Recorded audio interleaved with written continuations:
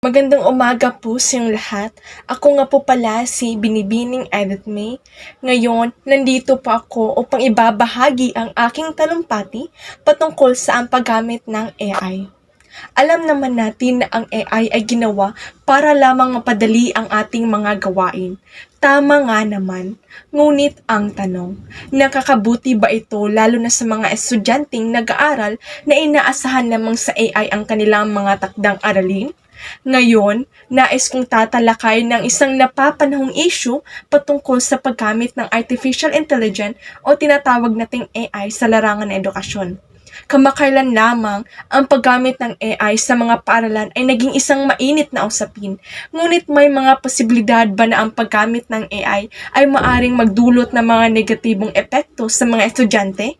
Alamin muna natin ang mga benepisyo sa paggamit ng AI sa edukasyon.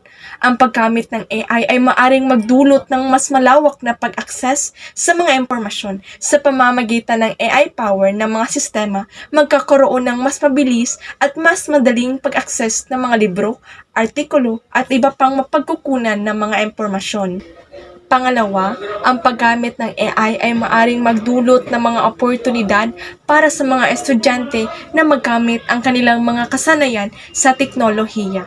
Ay mahalaga para sa mga estudyante na magkaroon ng mga trabaho o oportunidad sa hinaharap. Gayunpaman, ibabahagi ko sa inyo ang mga negatibong epekto sa paggamit ng AI. Maaari itong magdulot ng mga pagkadepende o pagkatamad ng mga estudyante kapag ang mga estudyante ay umaasa lamang sa AI upang sagutin ang kanilang mga tanong o gawain. Maaring mawalan sila ng mga kasanayan sa pagsuri o pag-isip. Ang pag-unawa at paggamit ng mga konsepto ay mahalagang kasanayan na dapat mapalakas ng mga estudyante.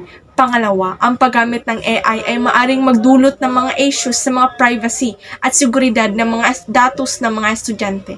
Ang mga AI power na sistema ay maaring magkamali o magkaroon ng mga paglabag sa mga seguridad na maaring magdulot ng pagkalat o paggamit ng mga personal na impormasyon ng mga estudyante. Nais kong ipaalala sa lahat ng mga estudyanteng umaasa lamang sa AI para sa kanilang mga takdang aralin.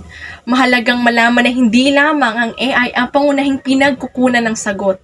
Dapat nating balansihin ang paggamit ng AI sa pag-aaral at subukan nating unawain ang ating mga kanya-kanyang sariling pag-iisip at pagsusuri bago humingi ng tulong sa AI.